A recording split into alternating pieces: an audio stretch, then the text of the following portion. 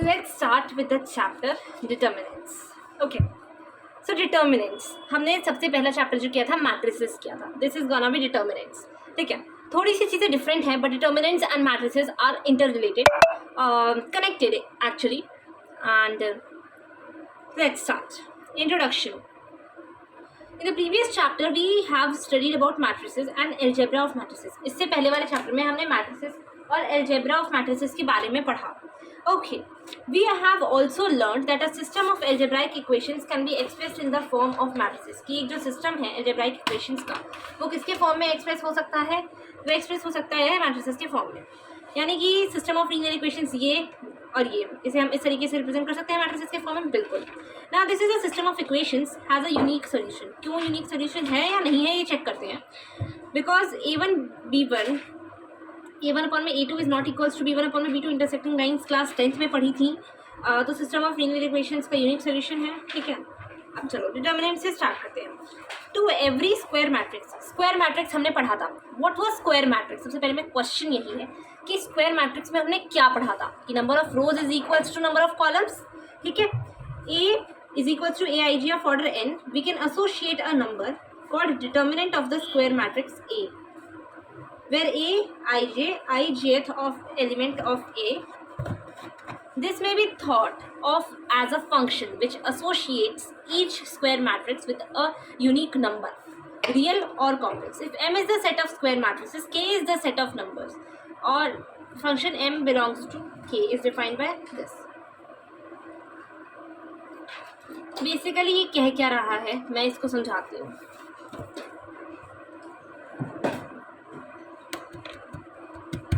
अगर मैं एक मैट्रिक्स है ए अगर मैं ये साइन लगाती हूँ तो मैं इसको ए मॉड्यूलस नहीं पढ़ूंगी, मैं इसको ए डिटर्मिनेंट पढ़ूंगी. ठीक है. ये ए क्या है? डिटर्मिनेंट है. इसी तरीके से अगर एक मैट्रिक्स है ए बी सी डी, तो ये एक मैट्रिक्स है ए डिटर्मिनेंट क्या होगा? ए डिटर्मिनेंट होगा ए बी सी डी. ठीक है. अब determinant of a matrix of order 1, एक डिटर्मिनेंट है ए मैट्रिक्स ऑर्डर 1 का. ठीक है. तो ये तो मैट्रिक्स हो गया. अब ए डिटर्मिनेंट हो जाएगा हमारा ए. तो सिंपल से डिटर्मिनेंट ऑफ ए क्या होगा? ए का डिटर्मिनेंट क्या है? इक्वल्स टू ए, क्योंकि सिंगल एलिमेंट है ना. अब हम डिटर्मिनेंट फाइंड करेंगे. अब हम क्या फाइंड करेंगे? Determinant. Let me show the topic. I am not gonna right any topic. Determinant of a matrix of order 2 cross 2 order का हम एक मैट्रिक्स बनाने वाले हैं. सॉरी, डिटर्मिनेंट बनाने वाले हैं. कैसे फाइंड करते बता देती हूँ. एक मैट्रिक्स है ए. ठीक है. इसका हमें डिटर्मिनेंट निकालना है. A11 2/2 का मैट्रिक्स कैसे होगा? A12 A21 A22, यही होगा 2 क्रॉस 2 का मैट्रिक्स. अब हमें ए डिटर्मिनेंट बताना है. ए डिटर्मिनेंट क्या हो जाएगा हमारा? ए डिटर्मिनेंट हो जाएगा हमारा A11 A12 A21 A22, यही होगा. अब हम क्या करेंगे? इसमें क्रॉस मल्टीप्लाई करेंगे. क्रॉस मल्टीप्लाई हम इधर से स्टार्ट नहीं करेंगे, हमेशा हम राइट साइड से स्टार्ट करेंगे. कोई भी शुभ काम हो, कोई भी अच्छा काम हो, कहाँ से स्टार्ट होता है? राइट से. तो हमेशा जो मल्टीप्लिकेशन होगी डिटर्मिनेंट में बहुत ज़्यादा कन्फ्यूजन होती है यहाँ से राइट साइड से. तो पहले इन दोनों को हम मल्टीप्लाई करेंगे, फिर इन दोनों को मल्टीप्लाई करेंगे एंड विल सबट्रैक्ट. मैं शो करती हूँ. A22 into A11, okay, minus A21 A12. ठीक है. इस तरीके से हम क्या करने वाले हैं? इसको सॉल्व करने वाले हैं. अब हम एग्जाम्पल नंबर 1 ही ले लेते हैं. एग्जाम्पल 1 2 क्रॉस 2 मैट्रिक्स है, हमें इवैल्यूएट करना है. 2 - 1 4 2, इसका फाइंड करना है. इसको हम ए डिटर्मिनेंट मान लेते हैं. तो ये कैसे सॉल्व होगा?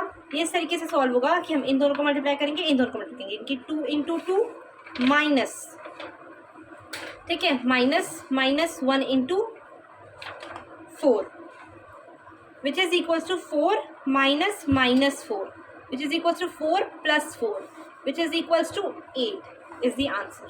ठीक है. इसी तरीके से एक और चीज़ इवैल्यूएट करेंगे. हमें दिया है ए मान लेते हैं डिटर्मिनेंट. ये एग्जांपल नंबर 2 है. हमें बोला है x minus 1 x plus 1 and this is x. अब हमें इस दोनों को मल्टीप्लाई करेंगे, इन दोनों को मल्टीप्लाई करेंगे. राइट साइड से हमेशा मल्टीप्लिकेशन स्टार्ट करते हैं. So it would B x square x into x minus x minus 1 x plus 1. Okay. कैसे भी कर सकते हैं, ऑपोजिट भी कर सकते हैं, पहले आगे पीछे. X square minus x square minus 1. Okay, so x square minus x square plus 1, sign change हो जाएगा, ये दोनों कट हो गए, 1 इज द आंसर. ठीक है, अब हम डिटर्मिनेंट फाइंड करने वाले हैं ऑफ ऑर्डर. अब जो हम डिटर्मिनेंट फाइंड करने वाले हैं, डिटर्मिनेंट ए मैं डायरेक्ट लिख देती हूँ. फाइंड करने वाला ऑर्डर 3x3 का. ठीक है, 3x3 का हम ऑर्डर डिटर्मिनेंट फाइंड करने वाले. सो थोड़ा सा पढ़ लेते हैं. उससे पहले हमें बोला गया determinant of a matrix of order 3 can be determined by expressing it in terms of second order determinants. मतलब कि हम क्या करेंगे, 3x3 के जो भी ऑर्डर का डिटर्मिनेंट होगा उसको हम 2x2 के में कन्वर्ट कर देंगे and then we will solve. बहुत ईजी है. This is known as expansion of a determinant along. हाँ, किसी भी रो की तरफ, row 1, row 2, row 3, row column 1, column 2, column 3, किसी की भी तरफ हम एक्सपैंड कर देंगे. और बेसिकली 6 वेज हैं एक्सपैंड करने के. ठीक है, in total 6 ways. Now just look, हमें दिया है डिटर्मिनेंट ए. ठीक है, हमें दिया है A11, A12, A13, A21, A22, A23, A31, A32, A33. Okay, अब हमें ये डिटर्मिनेंट दिया है. अब हमें इसको कैसे करेंगे, मैं इसको किसी भी रो के किसी भी कॉलम के अलॉन्ग एक्सपैंड कर सकती हूँ. तो मैं इसको एक्सपैंड करने जाऊँगी. मैं इसको, मुझे यहाँ पे लिखना चाहिए बट क्योंकि स्पेस की कमी है इस वजह से मैं इसको एक्सपैंडिंग अलॉन्ग रो 1. याद रखना है, अगर हम रो 1 के अलॉन्ग एक्सपैंड करेंगे, अगर हम रो 1 के अलॉन्ग एक्सपैंड करेंगे, तो ये रो 1 है, this is R1, this is R2, this is R3, this is column 1, this is column 2, this is column 3, right. तो अगर मैं इसको इस रो के अलॉन्ग करूँगी तो इसका एक एक एलिमेंट लूँगी और इसके एलिमेंट से रिलेटेड वाली रो और इसका कॉलम मैं इसको क्या कर दूँगी, हाइड कर दूँगी. एंड जो बचे एलिमेंट्स हैं उनको डिटर्मिनेंट में ले लूँगी. लुक है, अब रो 1 के अलॉन्ग, रो 1 मेरी ये वाली रो है, तो पहले मैं A11 लिखूँगी, ब्रैकेट नहीं, डिटर्मिनेंट में 2x2 का डिटर्मिनेंट बनाना है ना. अच्छा, अब ये A11 है, इसको हाइड किया, इससे रिलेटेड ये कॉलम था क्योंकि, और इससे रिलेटेड ये रो था तो इसको हाइड किया. तो बचा क्या मेरे पास, A22, A23, A32. मेरे बचा A22, A23, A32 and A33. यही बचा, माइनस साइन आएगा.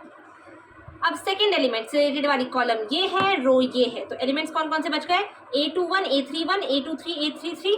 तो हम सबसे पहले A12 ले लेंगे, then A21, A23, A31, A33 plus का साइन आएगा नेक्स्ट. ये एक तरीके से हम कह सकते हैं ये एक चीज़ फिक्स है और ये चीज़ फिक्स है. इसका फर्दर देखते हैं क्या कर सकते हैं हम. ओके, नेक्स्ट एलिमेंट हमारा 1, 3 लेंगे. अब इससे रिलेटेड रो, इस कॉलम, रो इससे रिलेटेड कॉलम हाइड हो गया, ये बचा. सो A21, A22, A31, A32. अब हम ऑब्वियसली क्रॉस मल्टीप्लाई करके इसका हम सोल्यूशन कर देंगे. तो A11 is A33, A22 minus A32, A23 minus A12, A33, A21 minus A31, A23 plus A13, A32, A21 minus A31, A22. ठीक है, ये हो जाएगा. तो ये हमारा क्या आ गया, हमारा फाइनली ए डिटर्मिनेंट इस तरीके से हमने निकाल दिया, जो बहुत ही एक्चुअली हमें टफ लगा था but it is not tough. इसी तरीके से हमें एक्सपेंशन अलॉन्ग रो 2 दिखाया है, expansion along column 1, expansion along, इस तरीके से हमें तीनों तरीके से आइडिया पर्सपेक्टिव दे दिया गया है. ठीक है, अब देखो कुछ रिमार्क्स गिवन है कि इजियर कैलकुलेशंस के लिए we shall expand the determinant along that row और column which contains maximum number of zeros. अच्छा, फॉर आर कन्वीनियंस बेसिकली, अगर जैसे कि कोई मैट्रिक्स यहाँ पे मैं 3x3 का लिख रही हूँ, फॉर एग्जाम्पल ही लिख रही हूँ ऑब्वियसली सपोज करके, जैसे 2 है, 1 है, 3 है, 0 है, 4, 2 है, 3 है, 0 है, 2 है, 0 है. तो जिस भी रो में या कॉलम में ज़्यादा नंबर ऑफ जीरोज हैं इसमें है, तो मैं इसके अलॉन्ग, इस कॉलम के अलॉन्ग इसको क्या कर दूँगी, एक्सपैंड कर दूँगी. ठीक है, it would be easier for me for the calculation purpose. Secondly, इसमें बोला है while expanding instead of multiplying by -1 i plus j we can multiply by +1 और -1 according as i plus j is even और odd. अच्छा, ये एक चीज़ है जो मैं फर्दर आपको समझाऊंगी, अभी नहीं समझाऊंगी, आई मीन नॉट डिस्टर्ब. अच्छा, ए को हमने अगर ये माना है और बी को हमने माना है तो हम देख सकते हैं कि ये ए डबल है, ट्वाइस है बी का, तो A is equals to 2b। Also A determinant को का फाइंड कर लेंगे और बी डिटर्मिनेंट को फाइंड करने के लिए इसका ट्वाइस कर देंगे, नहीं इसका हाफ कर देंगे, क्योंकि ए डिटर्मिनेंट है ना बी का ट्वाइस, तो बी डिटर्मिनेंट क्या होगा, ए का हाफ, दिस इज -2, ठीक है। अच्छा, उसके ना जैसे कि इसको मैं अच्छे से समझाती हूँ, ये एक आइडेंटिटी है, ये एक प्रॉपर्टी है जो एक प्रॉपर्टी में सच में आती है, it is such a useful and beautiful identity और प्रॉपर्टी। मैं समझाती हूँ इसको थोड़ा सा, मुझे ए है, ए मैट्रिक्स में 2 4 2 0, ये बी मैट्रिक्स है 1 2 1 0 है।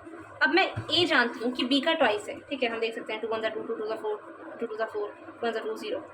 तो जब मैं इसमें से 2 बाहर निकालूंगी ना तो वो पावर के साथ आएगा, यहाँ पे 2 पावर के, और जिसका उसके ऑर्डर की मैट्रिक्स है 2 ऑर्डर की मैट्रिक्स है तो 2 टू द पावर 2 आएगा बाहर, और फिर ये मैट्रिक्स आएगा मेरा 1 1 2 0 करके, और b इज इक्वल्स टू 1 2 1 0, ठीक है।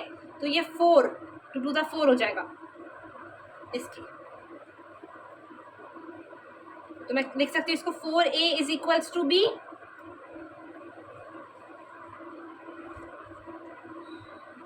ये इसके इक्वल्स टू 4 हो जाएगा, ठीक है।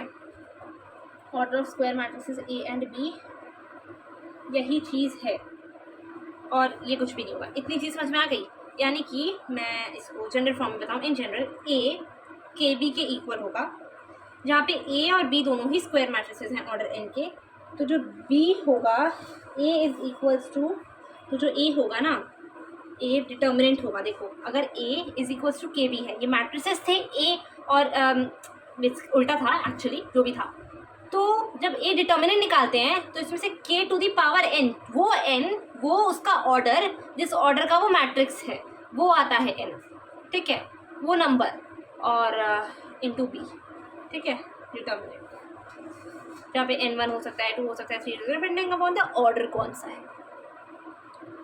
चलो अब हम इवैल्यूएट कर लेते हैं डिटर्मिनेंट को। एग्जाम्पल 3 में हमें गिवन है, हमें बोला है कि delta is equals to, this is 1 -1 4 2 3 1 4 0 0, ये एक डिटर्मिनेंट है, ठीक है। अब हम इसे एक्सपैंड करेंगे कॉलम, अच्छा देखो किसके अलग मैं एक्सपैंड करूँगी, जिसमें नंबर ऑफ जीरो ज़्यादा है, इसी में है कि जीरो 2 जीरोस हैं, जिसके अलॉन्ग एक्सपैंड करूँगी, तो expanding along column 3, third column है ना मेरी, इसके अलॉन्ग 4, देन 4 ये छुप जाएगा, तो -1 इंटू 1 कितना होता है, देन -4 इंटू 3 -0 इंटू जो भी आएगा अंदर प्लस 0 इंटू जो भी आएगा अंदर, मेरी कैलकुलेशन ईजियर हो गई, 4, this would be -1 -12 which is 4 into -13 which is 52 होता है ना, हाँ 52 -52 and this is the answer, ठीक है। ऐसे ही एक और क्वेश्चन हम और करते हैं, हम ज़रा थोड़ा सा अलग करते हैं, एग्जाम्पल नंबर 5 करते हैं हम। एग्जाम्पल नंबर 5 में है 3x(x)(1) and again this is determinant second 2 1, ये इक्विवेलेंट डिटर्मिनेंट्स हमें साफ देखने को मिल सकता है, ठीक है। तो अब मैं इसका डिटर्मिनेंट को निकालूंगी सॉल्व करके, इसको सॉल्व करके निकालूंगी, 3 - x² हो जाएगा, 3 - 8 हो जाएगा, 4 2 8 इक्वल्स टू, अच्छा 3 - 3 इज इक्वल्स टू x² - 8 हो जाएगा, इसको इधर ले आई, इसको इधर ले गई, ये 0 is equals to x² - 8, okay. Now which implies that x² equals to 8 हो जाएगा, बहुत आराम से, x इज इक्वल्स टू √8 हो जाएगा, बहुत आराम से, तो x इज इक्वल्स टू 2√2 हो जाएगा, बहुत ही आराम से। ये 2√2 वो होगा जो कि प्लस माइनस होगा, हमें क्या पता रूट खुला है तो पॉजिटिव है कि नेगेटिव है, ओके।